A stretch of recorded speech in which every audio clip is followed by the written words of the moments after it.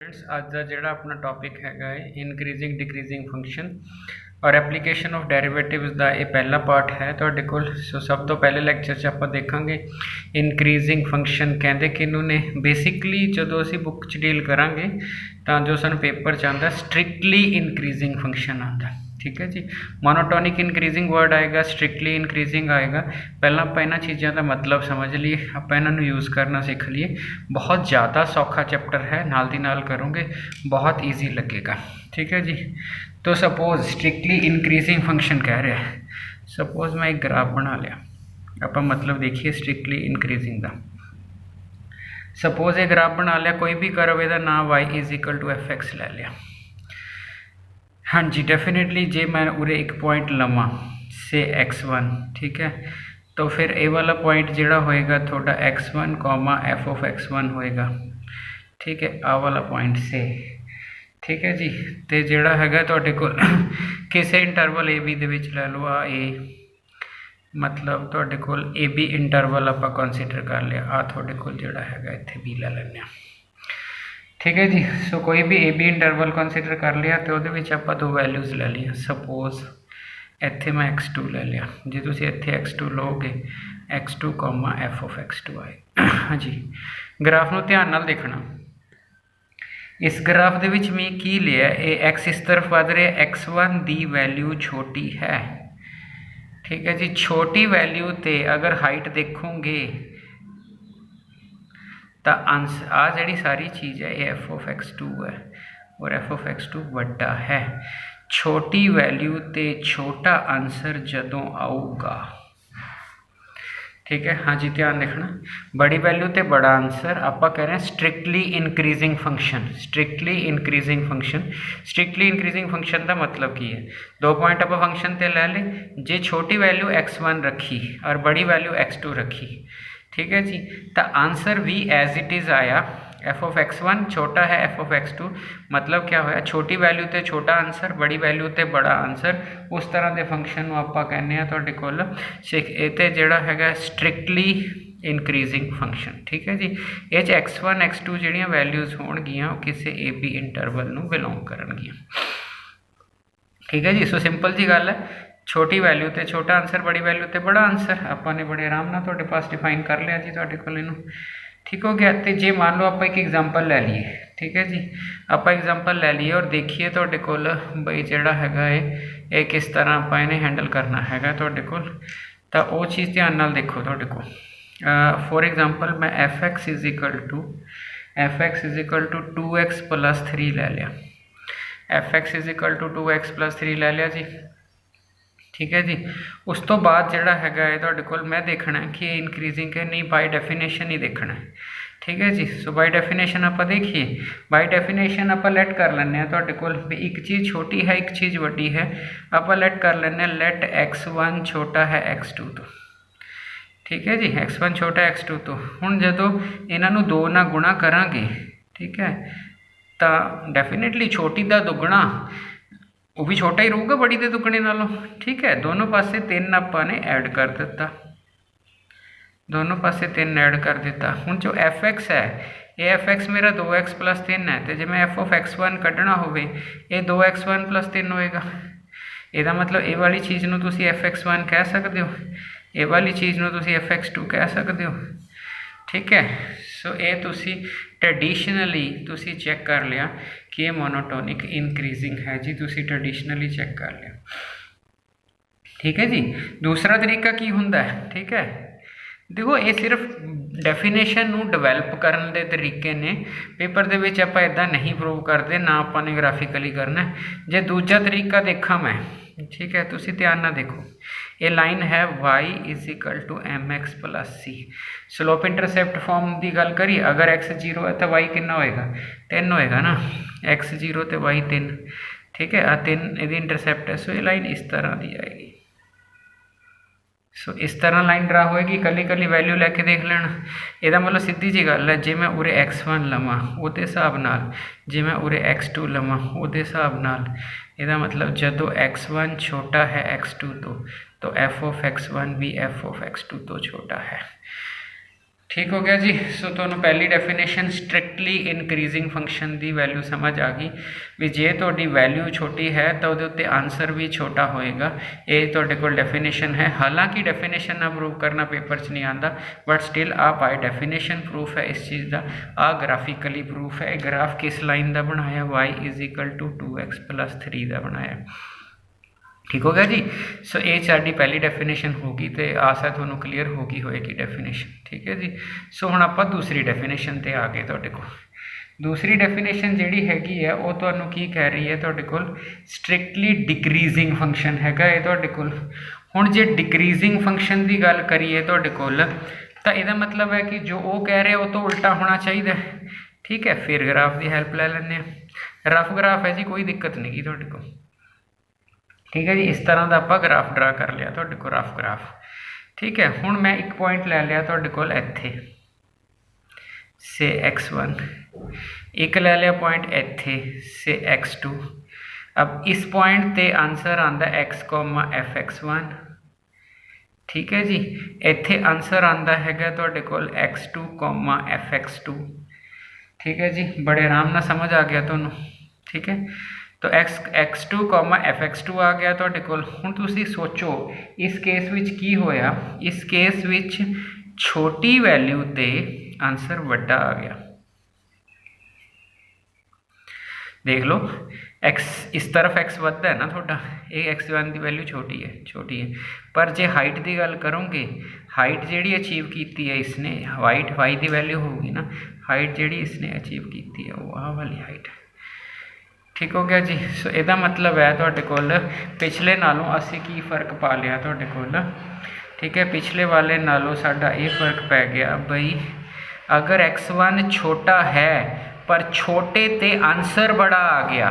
ध्यान नाल देखो जी, पिछले वाले क्वेश्चन को कंपैरिजन करो, सिर्फ डेफिनेशन क्लीयर करनी है। पिछले वाले ते छोटे ते आंसर छोटा, बड़े ते आंसर बड़ा। इसका मतलब इनइक्वालिटी टुटी नहीं, इनइक्वालिटी चेंज नहीं हुई।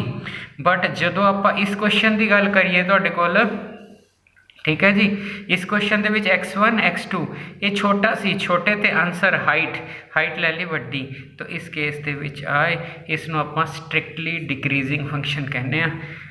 अगर पेपर विच वर्ड नहीं यूज़ किया तो हमेशा स्ट्रिक्टली मन के ही चलना है तुहाडे कोल, ते जिहड़ा हैगा तुहाडे कोल दूसरा नहीं मनना तुसीं। ठीक है, अगले ने दिता हुंदा वर्ड, बट कई बार मोनोटोनिक इनक्रीजिंग वर्ड यूज़ कर लेंदा, कई बार स्ट्रिक्टली कर लेंदा तुहाडे कोल।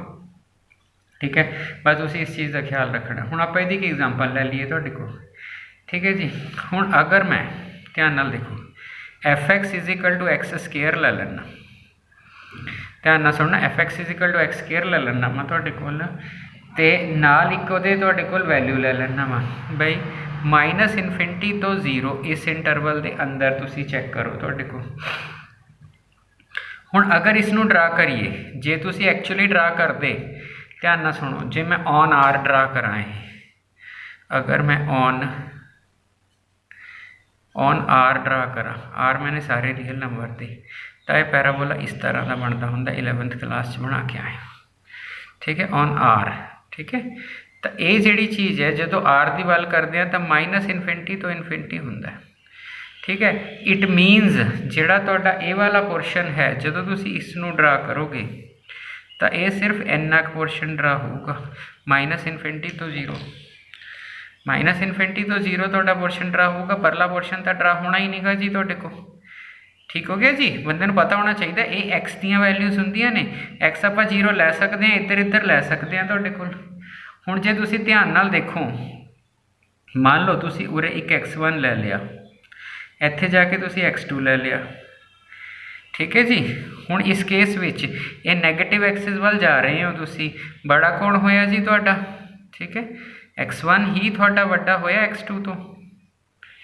सिंपली देखो, इत्थे देखो तुहाडे पास x1 तुहाडा जिहड़ा x2 तो बड़ा है, क्योंकि x1 पहला आ गया, 0 तो इधर चले हुए हैं। बट जे हाइट देखोगे तुहाडे कोल, ठीक है, हाइट आ वाली वड्डी आ गई, इसदा मतलब f(x2) हाइट थोड़ी वड्डी लै गया f(x1) नालों। ठीक है जी, इसदा मतलब क्या हो गया, इस केस के विच आपां इसनूं कहने स्ट्रिक्टली डिक्रीजिंग फंक्शन। ठीक है जी, मैंने लगता तुहानू गल समझ आ गई। ऑफिशियली भी प्रूफ किया जा सकता, ऑफिशियली कोई दिक्कत नहीं, डेफिनेशन नाल प्रूफ किया आपां। चलो मैं तुहानू इहदा जिहड़ा हैगा इस डेफिनेशन नू बना के दिखाना वा। ठीक है जी, इस डेफिनेशन को आप बना के दिखाइए, जिन्हों मर्जी छोटा कर लो, जिन्हों मर्जी वड्डा लेट कर लो, कोई दिक्कत नहीं गी तुहाडे कोल। ठीक है, आप जिहड़ा हैगा बाय डेफिनेशन इस क्वेश्चन को प्रूव करिए। ठीक है जी, लो मैं इस क्वेश्चन को दोबारा बाय डेफिनेशन प्रूव करन जा रहा। सो पिछले नूं भुल जाओ, पिछले वाली कोई दिक्कत नहीं गी। पिछले विच आपां नूं की दिता होया, एफ एक्स दिता होया इक्वल टू एक्स स्केयर दिता होया ते माइनस इनफिनिटी तो 0 आपां नूं ए दिता होया। ठीक है जी, तो आपां की कीता, आपां कर लिया लेट x1 छोटा है x2 तो। लेट करना जो मर्जी लेट कर लो, तुहाडी कोई दिक्कत। ठीक है जी, हुण नाले की है x1 x2 बिलोंग करते हैं इनू। ठीक है जी, यदा मतलब थोड़ी वैल्यू या तो 0 होएगी तुहाडे को। ठीक है जी, या फिर तुसी जिहड़ा हैगा नैगेटिव लोगे, 0 की पॉसिबिलिटी छोड़ दो, 0 ना गुणा करे तो आंसर 0 हो जाना। ठीक है, तो आपां ने सपोज इसनों x1 ना मल्टीप्लाई कर लिया दोनों पासे। ठीक है जी, अब x1 ना मल्टीप्लाई करोगे तो ये पता है कि जिहड़ा x1 है वो नैगेटिव है। ठीक है जी, तो x1 जिहड़ा नैगेटिव है, जो तुसी x1 नैगेटिव है, नैगेटिव नूं गुणा करोगे, मैं 0 की पॉसिबिलिटी नहीं लैके चल रहा क्योंकि दोनों साइडां 0 हो जानी, ट्राइवियल केस है। क्योंकि बंदा क्वेश्चन राइज कर सकता कि जी 0 क्लोज्ड है, जी 0 भी तो हो सकता है, पर उस केस से 0 हो जाएगा ना आंसर। ठीक है, तो आप वो पॉसिबिलिटी हाले लैके नहीं चल रहे है तुहाडे कोल। ठीक है, सो x1 लैस दैन आप जिहड़ा हैगा 0 लिया, लैस दैन अगर नैगेटिव चीज़ ना मल्टीप्लाई करिए तो जिहड़ा हैगा तुहाडे कोल निशान चेंज हो जाता है। इसका मतलब x1 square is greater than x1 x2। ठीक हो गया जी। उस तो बाद फिर अगेन आपने क्या x1 तो x2 फिर x2 ना मल्टीप्लाई कर दो। हुण जो तुसीं x2 ना मल्टीप्लाई करोगे अगेन जिहड़ा हैगा तुहाडा 2 इत्थे स्केयर बन जाएगा, निशान तुहाडा फिर चेंज होएगा। क्यों चेंज होएगा? क्योंकि नैगेटिव ना गुणा करे तो निशान चेंज होंदा हैगा तुहाडे कोल। ठीक हो गया जी। हुण एक आ वाली चीज़ आ गई तो एक आ वाली चीज़ आ गई, तो जे इन्हां चीज़ों नूं आपां कंबाइन कर दईए तो x2 स्केयर तो वड्डा x1 x2 आ गया और ये तो बड़ा x1 का स्केयर है, तो यदा ना सीगा एफ ऑफ x2। ठीक है जी, तुहाडे कोल ते ये जिहड़ा हैगा तुहाडे कोल बड़ा आ गया तुहाडे कोल एफ ऑफ x1। सोच के देखो, छोटी वैल्यू ते आंसर बड़ा आ गया, छोटी वैल्यू ते आंसर बड़ा आ गया। इसका मतलब तुहाडे कोल ये वाला क्वेश्चन भी जिहड़ा हैगा तुहाडे कोल ये स्ट्रिक्टली ठीक है डिक्रीजिंग फंक्शन है। स्ट्रिक्टली मोनोटोनिक डिक्रीजिंग कह लो तभी कोई दिक्कत नहीं है, स्ट्रिक्टली डिक्रीजिंग फंक्शन या स्ट्रिक्टली मोनोटोनिक डिक्रीजिंग फंक्शन। ठीक है जी। सो एक प्रूफ आपने आ दे दिता, डायग्राम तो ही दे दिता, एक प्रूफ आपने बना दिता। दोबारा बोल रहे हैं, सिर्फ ये समझण लई चीज़ां ने, पेपर में इदा नहीं कदे आंदा हुंदा कि तुसी डेफिनेशन या ग्राफ ड्रा करके करो, ऐसा पेपर में नहीं पूछते। पेपर में डेरिवेटिव ना पूछते हैं तो आप डेरिवेटिव ही करांगे। ठीक है जी। सो ये डेफिनेशन भी सानू अच्छी तरह समझ आ गई तुहाडे को। हुण वर्ड आ गया मोनोटोनिक इनक्रीजिंग, स्ट्रिक्टली कट गया जी, ये मोनोटोनिक डिक्रीजिंग आ गया। ठीक है जी। सो अगर तुहाडे पास मोनोटोनिक इनक्रीजिंग या मोनोटोनिक डिक्रीजिंग होवे, उह किदां दे हालात हुंदे ने, उहदे विच ना कुछ ऐसा हुंदा तुहाडे कोल भी मैं ग्राफ बनाना, एक फ्लैट पॉसिबिलिटी आ जाए ग्राफ विच, फ्लैट पॉसिबिलिटी भी आ जाए, मतलब आ एक ऐसी पॉसिबिलिटी आ गई जो थोड़ी कर्व स्ट्रेट होगी, और स्ट्रेट जे हो जाए तो डेरिवेटिव थोड़ा पता, अगर एक्स एक्सिस के पैरेलल आ गई तो डेरिवेटिव 0 हो जाना। तो इस केस के विच की हुंदा तुहाडे कोल, ठीक है, उस डेफिनेशन नाल इस डेफिनेशन दे विच फर्क की है? इस विच है कि जे थोड़ा x1 x2 तो छोटा है, x1 x2 तो छोटा है, तो F of x1 F of x2 तो छोटा होएगा। उरे आ पॉसिबिलिटी इक्वल दी आ गई, इक्वल दी पॉसिबिलिटी है। ठीक है जी। जे तुसी पिछली डेफिनेशन ते वापस जाओ, इत्थे मैं क्या स्ट्रिक्टली इत्थे कोई इक्वल दी नहीं, वधा वधा वधा वधा वधा ही जा रहा है। ठीक है जी।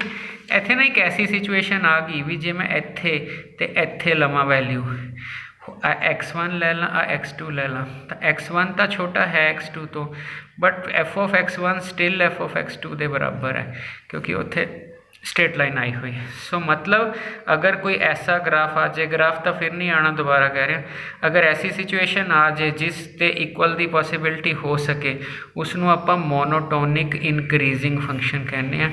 मोनोटोनिक इनक्रीजिंग फंक्शन ਦੇ ਵਿੱਚ ਕੀ ਹੁੰਦਾ ਹੈ, वैल्यू x1 x2 ਚ गैप हो सकता है, x2 ਵੱਡਾ है x1 ਤੋਂ ਛੋਟਾ है, पर आंसर है ਜਿਹੜਾ ਤੁਹਾਡੇ ਕੋਲ ਉਹ बराबर की पॉसिबिलिटी लै सकता है। मीनस इस पोर्शन, जे इस पोर्शन च गल करोगे, इस पोर्शन च, तो इस पोर्शन च x1 तो अगर x2 बड़ा लोगे तो f ऑफ x1 जिहड़ा हैगा f ऑफ x2 तो बड़ा होएगा।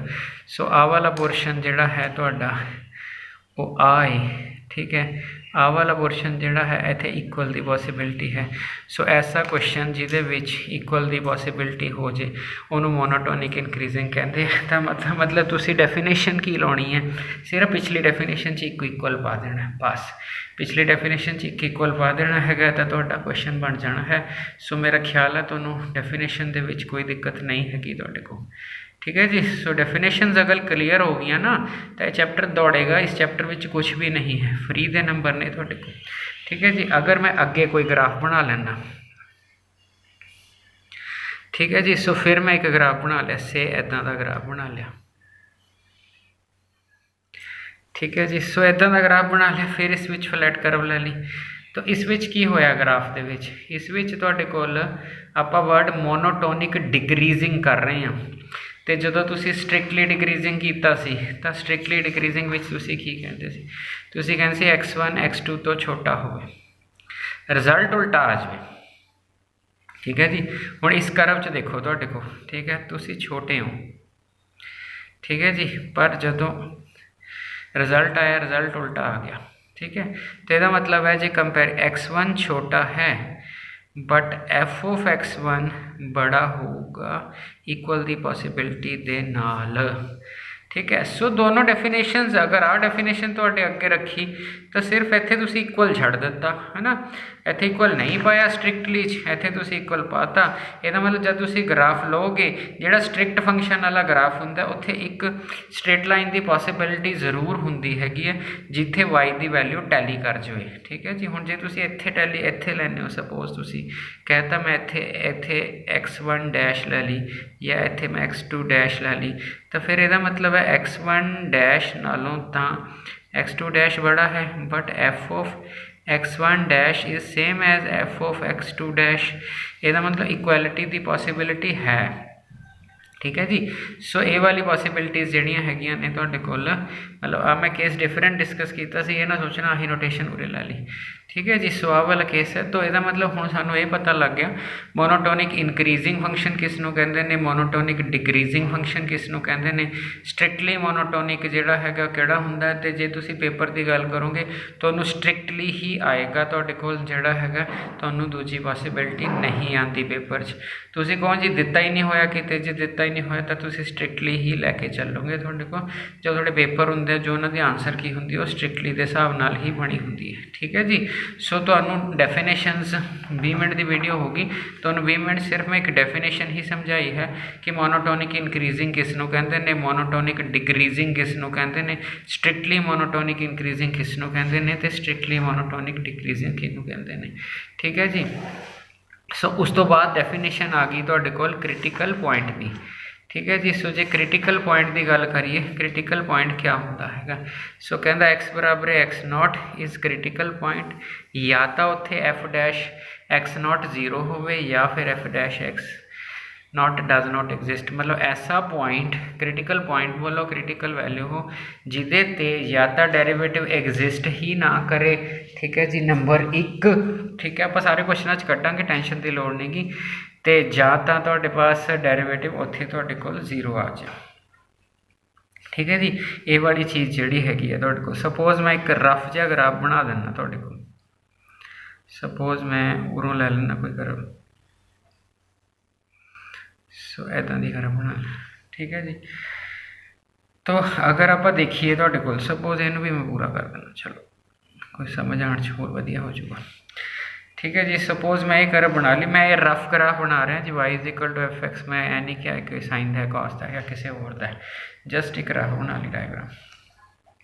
ਹੁਣ ਆਪਾਂ ਨੇ ਜਦੋਂ ਤੁਹਾਡੇ ਕੋਲ ਧਿਆਨ ਨਾਲ ਸਮਝਣਾ ਜੀ मैं की कह रहा हूँ, एक लाइन लिखी हुई है critical value separate the increasing and decreasing point. हुण ध्यान नाल समझो डेरीवेटिव, ठीक है जी।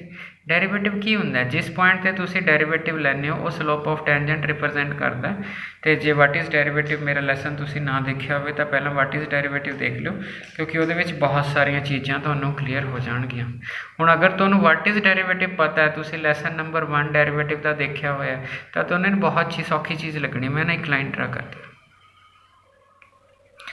इत्थे tangent parallel to x axis है, इत्थे tangent to parallel to x axis है, ठीक है जी। मान लो मैं इहदा नाम रख लिया a comma f of a, इहदा नाम रख लिया मैं b comma f of B,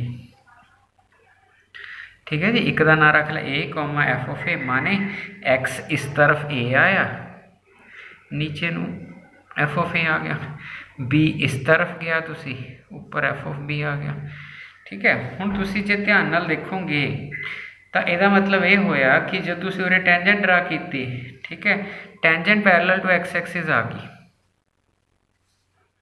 tangent parallel to x axis आ गई, ठीक है जी। अगर tangent parallel to x axis आ गई, ਇਹਦਾ मतलब की होया, जे पैरेलल टू एक्सिस आ गई तो ਤੁਹਾਡੀ स्लोप ਜਿਹੜੀ है वो एक्स एक्सिस वाली ही होएगी, ਤੁਹਾਡੀ स्लोप एक्स एक्सिस वाली होएगी। ਇਹਦਾ मतलब ਤੁਹਾਡੇ ਕੋਲ कि ਜਦੋਂ ਤੁਸੀਂ एफ डैश किस पर्टिकुलर पॉइंट ते एफ डैश बी ਤੁਹਾਡਾ 0 होएगा, ਇਹਦਾ मतलब बी ਤੁਹਾਡਾ क्रिटिकल पॉइंट आ जाएगा, ठीक है जी। सो क्रिटिकल पॉइंट वो वाला पॉइंट होंदा जिथे ਤੁਹਾਡਾ डेरीवेटिव 0 आ जाए। और इत्थे डायग्राम चो ही देखो ਤੁਹਾਡੀ स्लोप है जी पैरेलल टू एक्स एक्सिस आ गई, जो पैरेलल टू एक्स एक्सिस आ गई तो मतलब 0 है। तुसी को इत्थे भी तो है, हाँ जी इत्थे भी है, तो ए पॉइंट है जिहड़ा तुहाडे पास, इहदे ते भी जिहड़ी एफ डैश ए है तुहाडे पास उहने 0 बन जाना, डेरीवेटिव ने 0 बन जाना। ਇਹਦਾ मतलब तुहाडे कोल ए भी पॉइंट है जिहड़ा क्रिटिकल पॉइंट है। सो क्रिटिकल पॉइंट वो पॉइंट होएगा जिथे तुहाडा डेरीवेटिव या 0 आ जाए या डज नॉट एग्जिस्ट आ जाए, ठीक है जी। तो जोड़े आपां क्वेश्चनस करने ने सब 0 ही करना, डज नॉट एग्जिस्ट वाली या फिर पॉइंट ऑफ इनफ्लैक्शन वाली पॉसिबिलिटीज़ तुहाडे कोल जिहड़ियां हैगियां ने वो 12th विच नहीं आउंदियां, ठीक है जी। सो ये वाली चीज़ होगी जी, क्रिटिकल वैल्यू तुहानूं पता लग गई। हुण वो कहंदा की है, कहंदा critical value separate the increasing decreasing part of the function. हुण जरा तुसी देखो ध्यान नाल बई, पहला मेरा क्रिटिकल पॉइंट आ है, आ मेरा फर्स्ट क्रिटिकल पॉइंट है, फर्स्ट क्रिटिकल पॉइंट आ मेरा सैकेंड है, ठीक है। हुण ये देखो तुसी इत्थों अगर मैं जावां, ठीक है, वैल्यू मेरी वध रही है, ठीक है जी।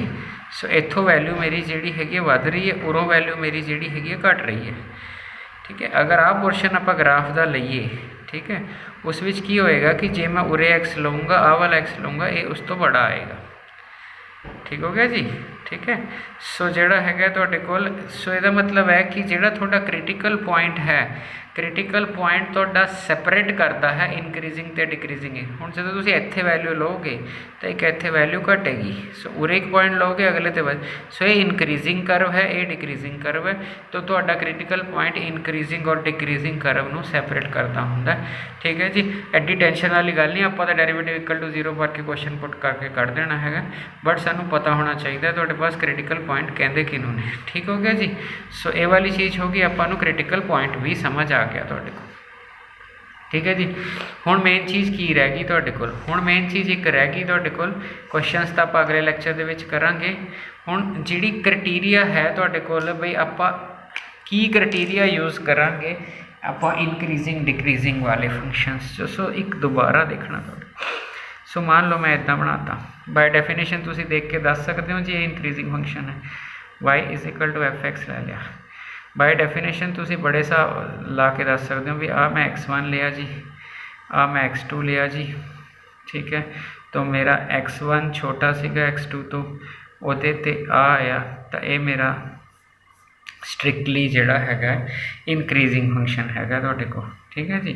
सो ये चीज़ बन गई। हुण तुसीं ध्यान नाल देखो तुहाडे पास इत्थे मैं एक पॉइंट लिया, ठीक है, जिथे मर्जी लै लो, नो प्रॉब्लम, जिथे मर्जी लै लो, तुसीं को मैं इत्थे लैना, इत्थे लैना, इत्थे लैना, जिथे मर्जी तुसीं को चाहे मैं इत्थे लै ला, वो कोई दिक्कत नहीं गी तुहाडे पास। ठीक है, तो जदों आपां सपोज आही लै लैंदे सौखा रू, आ पॉइंट लिया आपां ने ना, एक टेंजेंट ड्रा कर दी। ठीक है जी, तो आ वाली चीज़ ने इत्थे एंगल थीटा बना लिया। ठीक है, सो एम की हुंदा टैन थीटा, टैन थीटा की हुंदी है तुहाडी स्लोप। हुण थीटा हैगा एक्यूट, थीटा हैगा एक्यूट, एक्यूट का मतलब है एम थोड़ी की होगी पॉजिटिव। पक्की गल है तुहाडे कोल थीटा एक्यूट है, एक्यूट मैंने 90 तो छोटा है, तो टैन थीटा तुहानूं पॉजिटिव मिल जाना है। अब टैन थीटा तुहानूं पॉजिटिव मिल जाना है। अब स्लोप की एक होर डेफिनेशन हुंदी है, किसी पर्टिकुलर पॉइंट ते तुहाडे डेरिवेटिव की वैल्यू, सो इसदा मतलब तुहाडा डेरिवेटिव पर्टिकुलर पॉइंट एक्स लै लिया, डेरिवेटिव ग्रेटर दैन 0 होएगा। ਇਹਦਾ मतलब अगर ਤੁਹਾਨੂੰ स्ट्रिक्टली इनक्रीजिंग फंक्शन आ जाता है तो तुसी एक्स की वैल्यू निकालनी है, तो नैसेसरी एंड सफिशेंट कंडीशन आ होएगी स्ट्रिक्टली इनक्रीजिंग फंक्शन विच तुसी एफ डैश ग्रेटर दैन 0 ला के वैल्यूज़ तोड़ा जोड़ा हैगा निकाल दोगे। तो जे यही क्वेश्चन इस तो उल्ट आ जाता है, जे वैल्यू डिक्रीज़ करती हुंदी, ठीक है, तो फिर कोई पॉइंट लेंदे, ठीक है, तो वो ते स्लोप ड्रा कर दे, तो फिर जोड़ा हैगा ये थोड़ी टेंजेंट है जी। ठीक है जी, slope of tangent, slope of tangent वो इधरों बननी है जी पॉजिटिव एक्स एक्सिस ना एंगल ना। ठीक है, सो इसका मतलब थीटा की आ गया ऑबट्यूज आ गया जी। ठीक है जी, जो थीटे की वैल्यू जी हैगी है तुसी थीटे की वैल्यू बाहर लओगे तुहाडे कोल, ठीक है, ये बन गई ऑबट्यूज। ऑबट्यूज का मतलब क्या हो गया, स्लोप थोड़ी नैगेटिव, स्लोप थोड़ी क्या होंगी है डेरिवेटिव, पर्टिकुलर पॉइंट असी एक्स से लै रहे हैं।